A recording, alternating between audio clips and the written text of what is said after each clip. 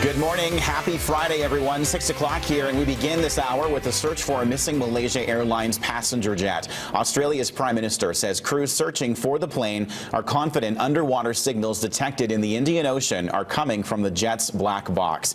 Tony Abbott says searchers are also confident they now know the location of the black box from the plane. Up to 15 aircraft and 13 ships are involved in today's search operation in a very remote area of the southern Indian Ocean. The jet disappeared without a trace on March 8th after taking off from Kuala Lumpur for a flight to Beijing. We are confident that we know the position of the black box flight recorder to within some kilometres. But confidence in the approximate position of the black box is not the same as recovering wreckage from almost 4.5 kilometres beneath the sea, or finally determining all that happened on that flight.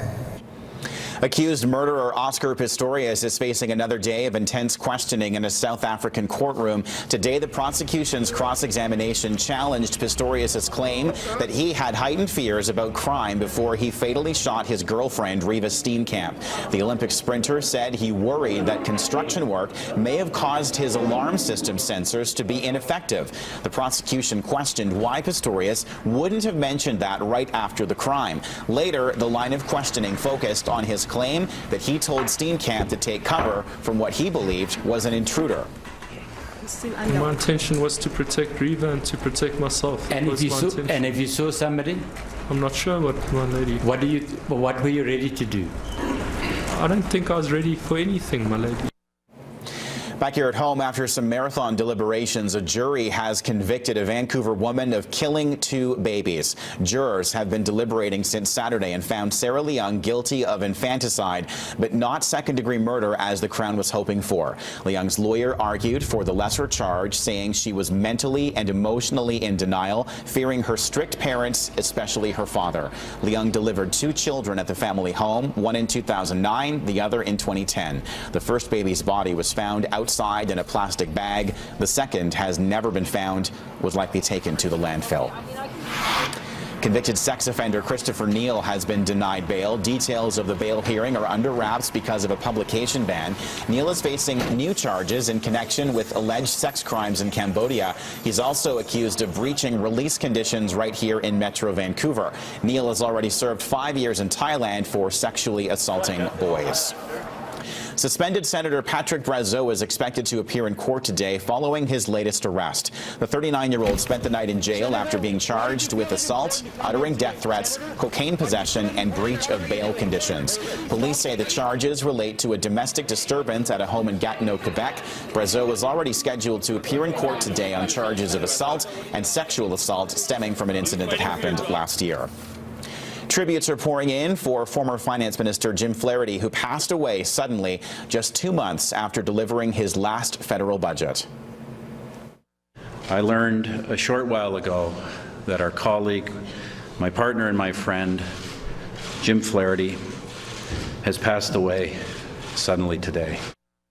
A source close to his family says Flaherty died of a heart attack, but that has not been confirmed. Up until 3 weeks ago, the 64-year-old Conservative was the only finance minister Stephen Harper ever had. Flaherty delivered 10 budgets, handling Canada's books during the worldwide economic meltdown. He stepped aside to spend more time with his family, his wife, and triplet sons, who are all in their early 20s. Jim Flaherty returned our country to a balanced budget. And I can tell you from experience, that's really hard to do. It takes a lot of tough decisions. And he was a man of character. That's a terrible loss. The sitting in the House of Commons was cancelled yesterday, giving way for a rare sight of opposing members consoling each other. A truck driver is in hospital with life-threatening injuries after a devastating accident with a train. The driver of the semi was heading into the Langley Airport when he stopped on the tracks. According to the RCMP, it seemed the driver froze there seconds before the train hit. The man was freed from the wreckage and was airlifted to hospital. Fortunately, the train was not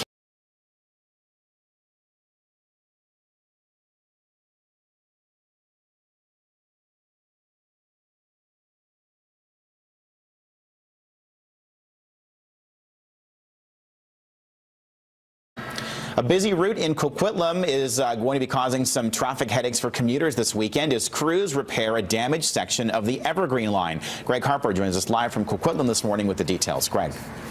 Good morning, Kyle. I'm here at the intersection of Como Lake and Clark, an intersection that will be closed this weekend. The Evergreen Line guideway, as you can see, is behind me, and as you can see, it still isn't in its right position after it shifted last month. Several weeks later, a major repair is about to take place on it, and it will be done in 3 phases. Crews will use hydraulic jacks to move the guideway, which weighs about 300 tons, back into its right place. Officials still aren't 100% sure what caused the guideway to move in the first place. One possibility is that heating pads that were being used at the end of the beam caused friction, which caused the shift to take place. As a result of this major repair, Como Lake between Clark and Elmwood will be closed pretty much all day on Saturday and Sunday, and from 9 in the morning until 3 on Monday. You will have to avoid this area during those times. Kyle? Greg Harper live for us in Coquitlam this morning. Greg, thank you very much for that.